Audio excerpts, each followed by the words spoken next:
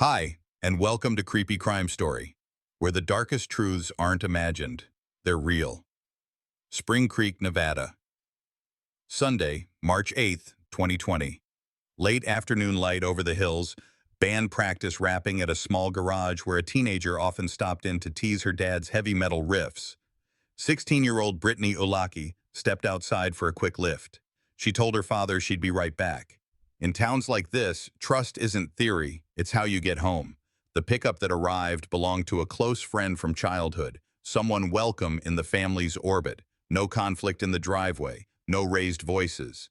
A routine ride in a place where rodeo posters still fade on shop windows and everyone knows the back roads. Britney climbed in. A cheerful selfie would mark the moment on her phone. Nothing about that image suggested danger. Evening came and went. Calls from her dad went unanswered. 3, then more. That wasn't her pattern. The family checked the obvious places, the school lot, friends' hangouts, the route back to the garage. When the phone still didn't light up, a missing person report was filed and patrol flagged the case for immediate follow-up. Missing isn't a charge, it's a clock. The first hours matter. Deputies documented last known clothing, contact history, social accounts, and transportation details.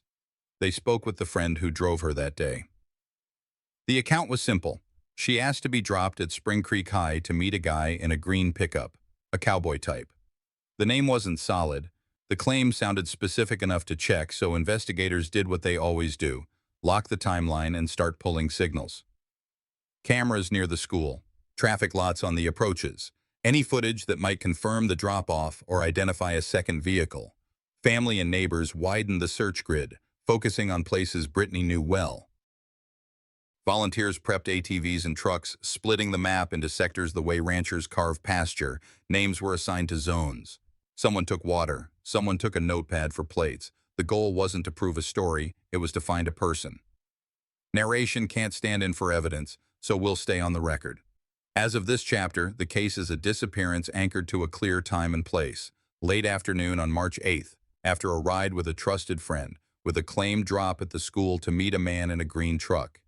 That claim is a lead, not a conclusion. The question is whether the data that follows, cameras, location traces, phone content, will stand beside it or pull it apart. I've worked enough of these to know that when every piece of a story lines up too neatly, you slow down. The data aligned cleanly. Sometimes that's the problem. By nightfall, the missing person call wasn't just a form, it was a plan. Elko County deputies stood up a small command post and assigned search sectors the way ranchers split pasture. ATVs and pickup crews took the foothills. Foot teams covered culverts, trailheads, and the edges of irrigation ditches. Names went next to zones. Check-ins were timed, not casual. In towns like this, people show up because they know that minutes matter more than speeches. The first actionable thread was one sentence from the last person who saw Britney Ujlaky. He said he left her at Spring Creek High to meet a man in a green pickup. Cowboy type. It sounded specific enough to chase, so investigators locked it down as a lead, not a fact. A patrol unit ran the school lot with spotlights. Another unit canvassed the nearest gas stations and the 2 approaches most drivers use to reach the campus. Clerks were asked the same tight questions. Did you see a green pickup today between late afternoon and early evening? 2 young people? Any driver in ranch gear? If an answer wandered, officers re-asked it clean. At the command board, one line led to the next. Detectives requested external camera pulls from the school district, nearby businesses, and residential doorbells facing the inbound lanes. The request wasn't broad for show. It targeted cameras that could confirm one thing: a pickup pulling in and stopping long enough for a drop-off. If the claim was real, we'd see it. If the timing was off, lane cameras would show a pass-by, not a stop. The difference is the kind of detail that turns a rumor into a route. Volunteers kept working the edges. Cattle guards, washouts, the base of fence lines where wind piles debris. They were told exactly what to look for. A phone case, a single shoe, an earring back, anything that didn't match scrub and sand. When you give the public clear parameters, you cut out noise and you protect your case from well-meaning but misleading finds. It's not cynicism. It's how you keep faith with a family and the file at the same time. As the grid expanded, The family circle supplied names of frequent contacts and places Britney actually visited. Investigators drew a small map on the whiteboard: the garage where she'd been, the road out, the school, and several likely turnoffs a local would know by heart. No folklore, only lanes and timestamps. Her device activity window was preserved for warrant work. Until returns arrived, the job was visual: cameras, bodies on the ground, and a clean timeline. The reported meetup with a cowboy didn't come with a full name that matched any local ranch roster. That matters. In rural Nevada, real cowhands aren't mythical. They leave tax records, feed deliveries, and neighbors who can confirm a truck and a face.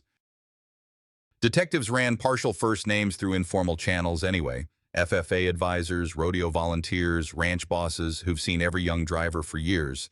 No one recognized the description as a known regular waiting at the high school on a Sunday. Back at the board, the route logic tightened. If a driver truly pulled in for a drop, the truck should appear on at least 2 cameras, one before the school and at least one on the lot or the exit lane. A straight-through pass would still hit the approach camera but skip the lot angles. That's not theory. That's how most school complexes are wired in 2020. The request list reflected that. We weren't building a narrative, we were testing a statement. Community members kept asking what they could do that helps instead of hinders.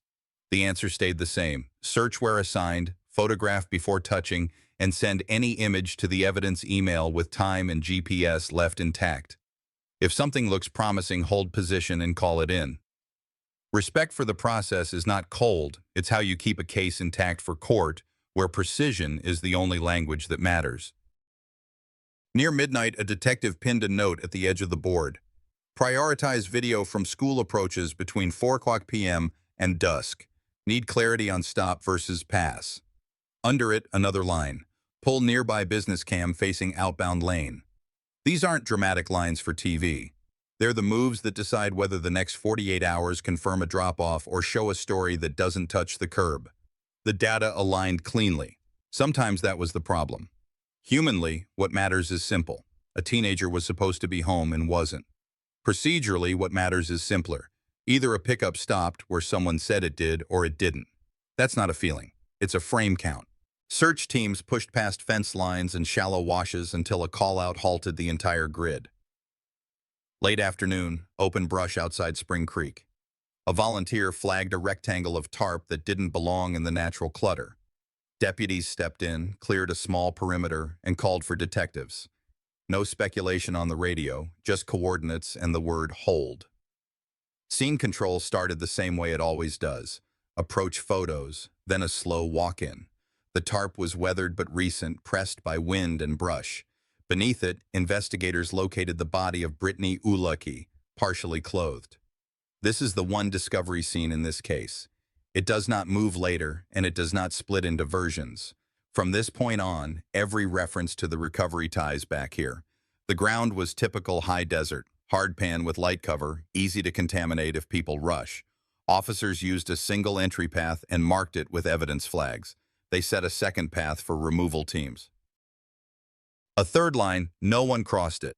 When a community shows up to help, this is where you keep them back, not to be cold, but to preserve what can't be replaced once touched. Photographs documented clothing position, the tarp's edges, the way brush pinned fabric, and nearby debris. Nothing was lifted until each item had distance shots, mid-range, and close detail. If you've watched a lot of true crime, you've seen that grid of angles before. It's not for TV. It's to lock the scene in time in case anything shifts during recovery. The checklist moved fast but tight: confirm identity, notify medical examiner, and preserve the immediate area for a slow sweep. A field check of the surrounding ground located items consistent with recent human activity. Investigators logged each find with a unique number and bagged them separately. Chain of custody started at the dirt: date, time, who handled, and where the item would go next. No drama, no shortcuts. Next came the radius sweep. Volunteers had been told from the start to photograph before touching and to call out anything that breaks the landscape: metallic glint, plastic, or personal effects. That instruction paid off here. Several small items were flagged within a limited spread around the tarp. Each station was photographed and recorded. Nothing in this segment names tests or results. That belongs to the lab. Here, We are only defining what was at the scene and how it was preserved. Transport was by protocol. A deputy read the property receipt line by line as bags entered custody. Removal teams documented the condition of the tarp and the body's position before anything moved. Coroner's staff set the timeline for formal examination off-site. Families deserve speed. Evidence deserves patience. You balance both by being exact the first time. If you're wondering about the green pickup claim from earlier, it stays parked for now. Discovery doesn't answer that story. It only anchors the end of Britney's timeline. From the garage to this location, investigators now had two fixed points. The next chapters connect them, by camera, by movement data, and by statements. But that is future work. Today was about one task done cleanly: find, secure, record, and remove. I've stood at enough scenes to know the human part lives in quiet decisions. A deputy moved a searcher 2 steps back so a footprint could be cast if needed. Another officer reshot a tag because the first photo had glare. None of that makes headlines. All of it determines whether a courtroom later calls your file precise or porous. In towns like this, people measure respect not by speeches, but by whether you did the hard things the right way when no one was watching. Before the sun dropped, command logged the scene as secure and closed the grid on paper. Searchers were thanked and released from that sector. The case shifted from fields and fence lines to labs and interviews.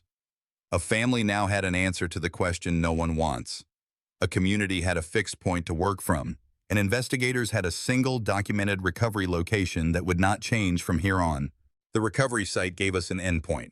To understand the path that led there, investigators looked at who Britney Ujlaky was in daily practice, not in tribute reels. 16 years old, Spring Creek High student, comfortable with horses and back roads, and known to accept short rides from people inside a small, trusted circle. That matters because risk decisions are built on routine. Accepting a lift from a familiar face on a Sunday afternoon fit her normal world. It did not read as reckless. In towns like this, the ride home is often a favor, not a threat. That context shaped the next move. Verify the school drop story with objective footage. Detectives didn't declare anyone a liar or a suspect. They pulled video. Requests went to the school district and adjacent properties along the 2 approach lanes, plus any camera that looks over the lot or exit turn. The window was tight, late afternoon to dusk on March 8, 2020. If a pickup swung in and stopped, we'd see an approach, a deceleration, a turn across the curb cut, and at least a partial stop before exiting. If the vehicle passed through without stopping, we'd see a continuous path line with no brake or turn signal pattern into the lot. The first batch of files came in from a business camera facing the inbound lane.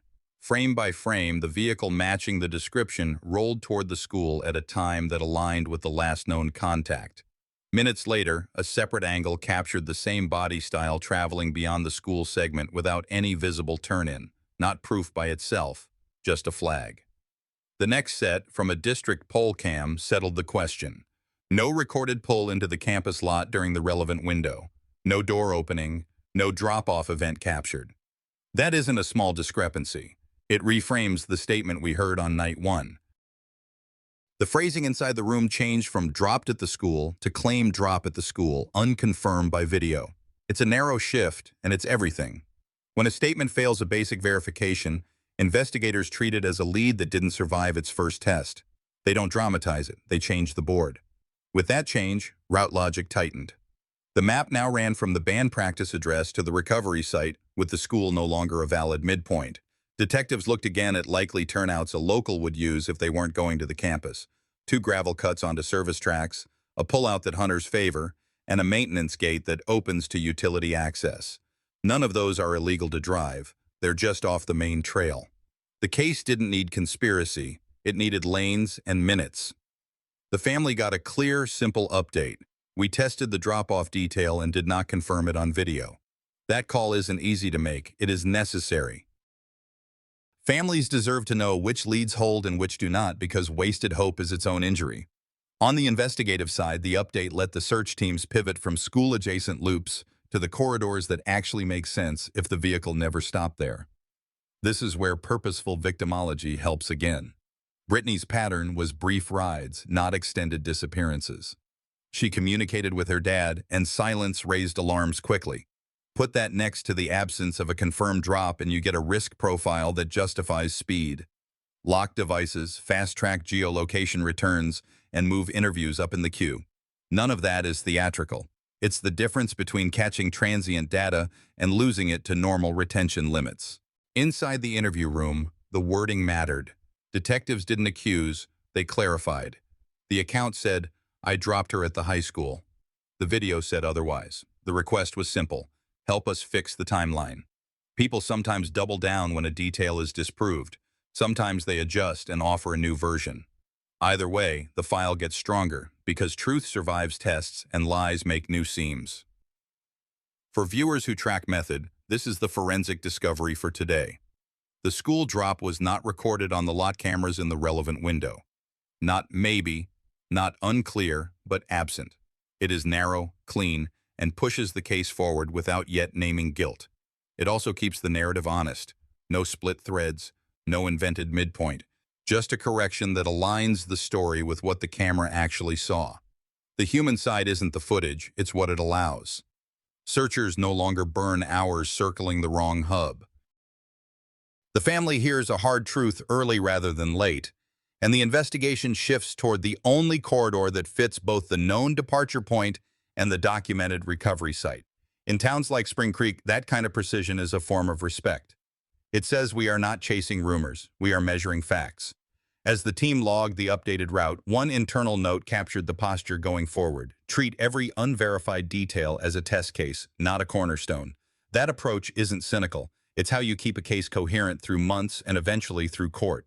Today's outcome wasn't dramatic. It didn't need to be. It changed the board, and that is progress. With the school lot off the board, the case moved to what phones remember even when people don't. Warrants went out, and the first returns came back in a sequence investigators know well. Basic activity logs, then location points with timestamps, then the app layer crumbs most users forget are even stored. None of this names a suspect. It builds a map. Britney Ujlaky's device history gave the baseline. The phone left the band practice address within the established window on March 8, 2020. It didn't check in at the high school. That absence mattered because it matched what cameras already showed. No visible stop. A few minutes later, location data placed her phone traveling away from the school corridor and toward open ground outside Spring Creek. Rural coverage isn't perfect, but even imperfect points can form a direction when time-aligned. Investigators then pulled the last seen driver's movement data where legally available, vehicle-adjacent pings, app geolocation, and any opt-in services tied to that device. Again, the aim wasn't to declare guilt. It was to stack paths side by side and see if the tracks cooperated with the story that had been told. In this case, the tracks began to agree with each other, and they disagreed with the claimed drop-off. Both paths pushed away from town in roughly the same window, not toward the school lot and a handoff. Snap-based geolocation, the kind families use to see whether a teenager got home, added clarity. A marker placed Britney and the last seen driver in proximity near the same swath of desert that would later be logged as the recovery site. The point wasn't a single dot pretending to be absolute truth. It was several readings that, when layered with the camera timeline, formed a corridor that made sense. For investigators, that's the difference between a hunch and a route. And the next pass was housekeeping that separates clean cases from messy ones. Analysts checked whether either device went dark, whether a phone was set to airplane mode during the crucial window, or whether a burst of notifications showed back up later when service returned. Those patterns can be innocent in rural areas. They can also be a tell when they line up a little too neatly with a period someone prefers not to explain. Here, the gaps were short and consistent with the area. The movement trend didn't vanish. It marched toward the later recovery sector and then stopped. People who watch a lot of true crime often ask why law enforcement is so patient with app data. This is why you need corroboration to survive court. In this file, the progression stayed disciplined. Video first, then device points, then app layer confirmation. Step by step, it removed the school as a waypoint and replaced it with a westward corridor that pointed to the brush where volunteers would find the blue tarp. The map didn't try to do more than it should. It simply cut away the story that didn't fit. That correction also changed how the interview room worked. Detectives didn't accuse, they presented a visual. Here's the lane past the school. Here are the device points pushing away from it. Explain the stop that isn't there. Sometimes a person will adjust the timeline, claim a quick detour, a second destination, or a change of plan. Every revision makes the file stronger because statements now have to match not just memory but pixels and coordinates. This is also where purposeful victimology still matters. Britney was known for quick rides, not disappearing acts. She answered her father's calls unless something was wrong. When the movement data shows a phone leaving town without a corresponding return, and that movement never touches the claimed drop zone, the risk assessment shifts from maybe delayed to likely endangered. That's not drama. It's how you justify the next steps, fast-tracking lab work, prioritizing forensic downloads, and accelerating any search of the vehicle that gave her the ride. The work remained careful.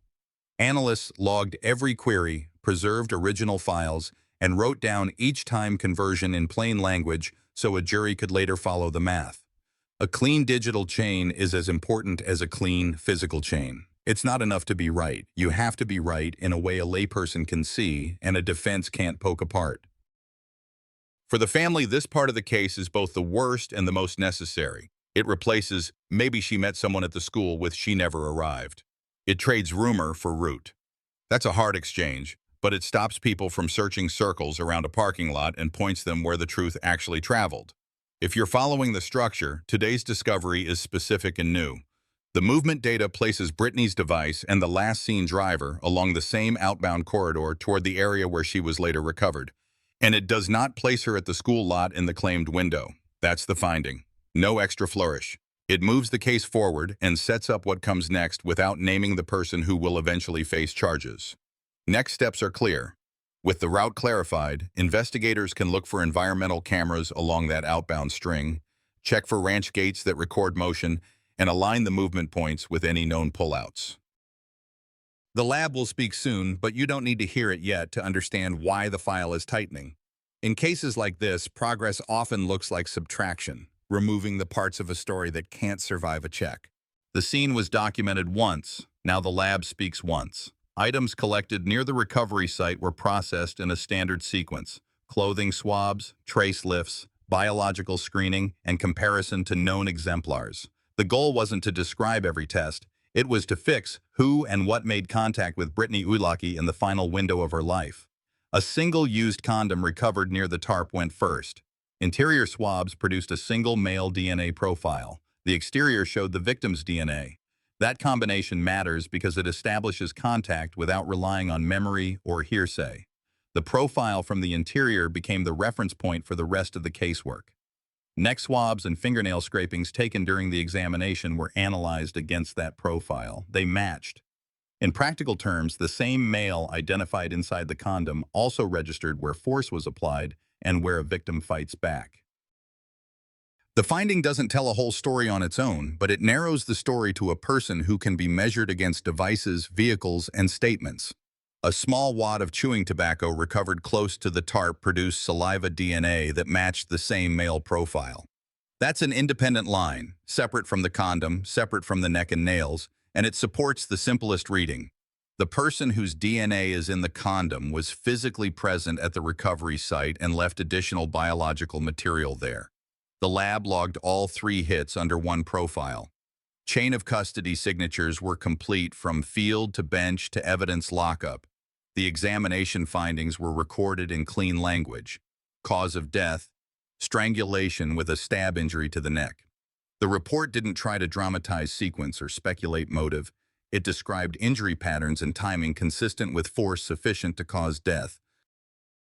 That conclusion, put next to the contact DNA on the neck and under the nails, reinforced that whoever matched the male profile wasn't a passerby. He was involved at the moment that mattered most. With the route established in the last chapter, devices moving away from town on the same outbound corridor, the lab results had context. The corridor pointed investigators to the sector where Britney was recovered. The DNA tied a single male to the sexual contact and to direct physical control. The chewing tobacco placed that same profile near the tarp. The set agreed with itself. In casework, agreement across independent sources is worth more than any one dramatic detail. Detectives updated the interview plan accordingly.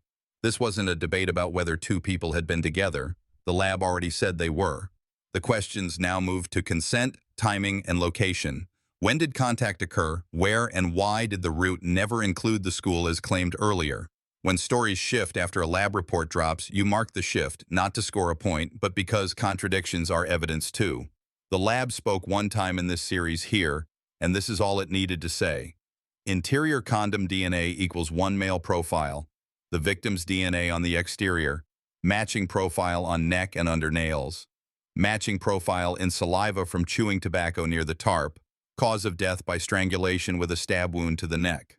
Those findings are enough to move any case from doubt to probable cause when aligned with a route map and a disproven drop-off. For the family, the language stays careful. No detail beyond what is necessary to understand that science, not rumor, is guiding the file. For the community, the takeaway is straightforward. When multiple independent tests point to one person and the movement data points to one corridor, the case is no longer a puzzle of guesses. It's a sequence that can be presented in court. The next step is procedural. Assemble these findings into a probable cause statement and test them against the subject's evolving account. Charges follow proof, not the other way around. This file is ready to be read into that next stage. When the lab results landed, the case shifted from collection to action. Detectives assembled a probable cause packet that stacked 3 verified pillars: the disproven school drop, the shared outbound corridor toward the recovery sector, and the lab's single-profile DNA result tied to contact and control. The packet wasn't flashy.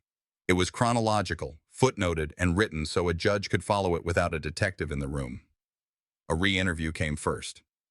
The last person to see Britney Ujlaky sat across from investigators who no longer needed to ask if the two had been together. That part was settled.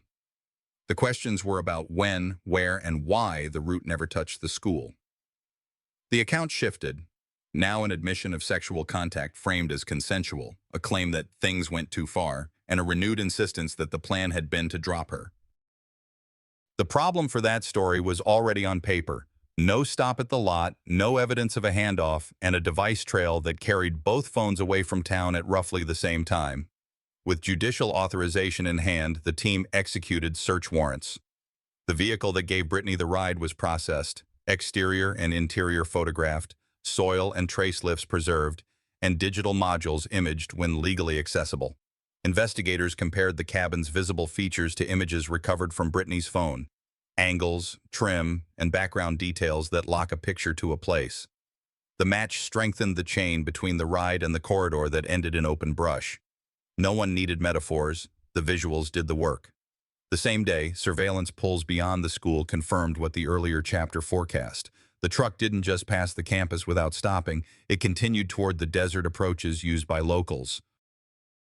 That lane, already outlined by device data, now had a vehicle on it at the right time. In cases that reach court, agreement between cameras and coordinates often matters more than any single statement. Here they agreed. Detectives conferred with the district attorney's office. The charging memo was simple: first-degree murder and sexual assault, both with deadly weapon enhancements under Nevada law. Based on the examination findings and corroborating evidence, an arrest team moved quietly. The subject was taken into custody without incident and booked at the Elko County facility. At intake, the paperwork reflected a clean chain: time of arrest, grounds, the warrant, and a brief evidence synopsis sufficient for the jail, not a preview for trial. Arraignment followed. The court read the charges. Counsel was appointed. The state argued risk and the seriousness of the allegations. Custody status remained tight. A preliminary hearing tested the file's spine. The judge didn't try the case that day. That's not what prelims do, but found enough to bind it over. A grand jury later mirrored the same result with an indictment that tracked the core facts without dramatics: route, recovery, lab. Pretrial practice looked like it always does in a high-stakes homicide: motions on admissibility, challenges to phrasing in reports, and a defense theory that admitted sexual contact but denied intent to kill. The state answered with sequence: movement away from town, absence of any school handoff, recovery under a tarp days later, and injuries consistent with manual strangulation plus a stab wound to the neck. Juries don't hear motions, they hear stories built on proof. The pretrial fights were about what the jury would be allowed to see and how cleanly they'd see it. Out of court, detectives kept calls to the family direct and limited to what could be shared. Words can wound when used carelessly, so can silence. The update stayed factual. Charges filed, hearing dates set, and the assurance that the file was moving because the evidence cooperated with itself. In towns like Spring Creek, that matters. It says the system isn't guessing, it's measuring. By the time the calendar inched toward trial, the narrative had only one path to walk. It began at a garage on March 8, 2020, traveled not to a high school lot, but into open country, and ended under a blue tarp documented one time. The rest, lab, cameras, devices, filled in the space between those points with enough clarity to put a person in handcuffs and a case on a docket. Courtrooms don't run on drama, they run on sequence. The state laid out a straight line the jury could hold in their hands. March 8, 2020, a ride out of Spring Creek, no verified stop at the high school, 2 devices traveling the same outbound corridor, recovery days later at 1 documented tarp site. Exhibits did the lifting, route graphics, limited scene photographs, and the medical examiner's clear findings. No embellishment, just steps that fit. Witnesses came in the order that built trust. First, detectives who explained why the school drop stayed a claim, not a fact, after targeted camera pulls showed no vehicle stopping there. Next, digital analysts who translated timestamps into a map, the phones leaving town in tandem and trending toward the area where Britney Ujlaky was later found. The medical examiner followed, cause of death by strangulation, with a stab wound to the neck. Chain of custody staff closed the loop on how items moved from field to lab without gaps. The lab's single male DNA profile appeared once and stayed where the jury could see it. Interior condom swabs produced that profile. Britney's DNA was on the exterior. The same male profile surfaced on neck swabs and under fingernails, contact where force happens and where victims fight back. A saliva sample from chewing tobacco near the tarp matched the same profile. Different items, one result. The message wasn't rhetorical, it was biological. The defense conceded sexual contact but denied intent to kill. They leaned on rural signal drift, camera angles, and the word approximate. But the state's case didn't rest on a fragile point. It rested on agreement. The phone route that never touched the school, the vehicle continuing past the campus toward open country, the recovery in that very sector, and a lab profile that connected contact to control. Jurors are told to use common sense. Sustained pressure to the neck and a blade to the throat aren't accidents. Intent can be inferred from actions. That's the law. In closing, prosecutors didn't invent a new story. They replayed the tested one.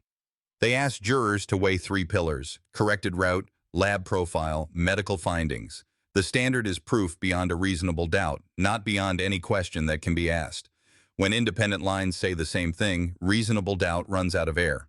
The verdicts were guilty of first-degree murder with use of a deadly weapon and guilty of sexual assault with use of a deadly weapon. At sentencing, the court imposed life with the possibility of parole after 20 years on the murder count and added consecutive time for the sexual assault conviction and weapon enhancement. In plain terms, decades would pass before any parole board could be addressed. There was no celebration in the room. There rarely is. Sentencing isn't closure, it's record. Victim impact statements were brief and focused. Family described a teenager whose normal habits, short rides, quick replies, were the reason silence triggered action within hours. You don't need adjectives to understand what was lost. In a place like Spring Creek, justice is measured by whether the facts were respected and whether the community feels safer letting their kids accept a ride home from someone they trust.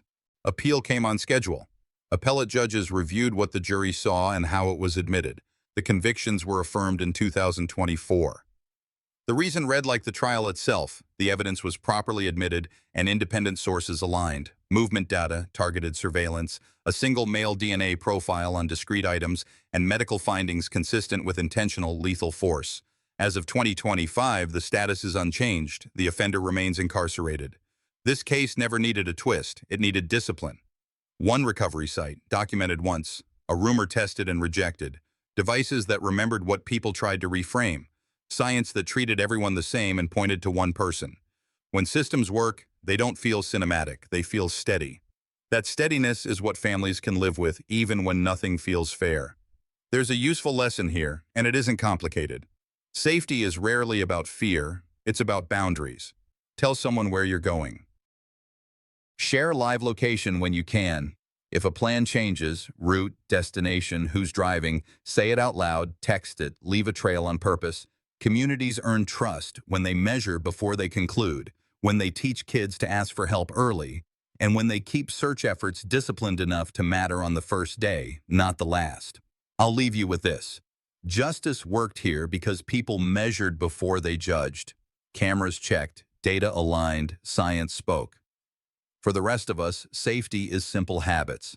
Tell someone your plan, share your route, speak up when something feels off. In towns big or small, that's how we watch out for each other. What would you change about the way your family handles rides and check-ins? Did this case shift your view on just a quick lift? Drop a comment. Tell me what you think and where you're watching from. If this story moved you, or even if it didn't, say why and hit subscribe to follow the next case.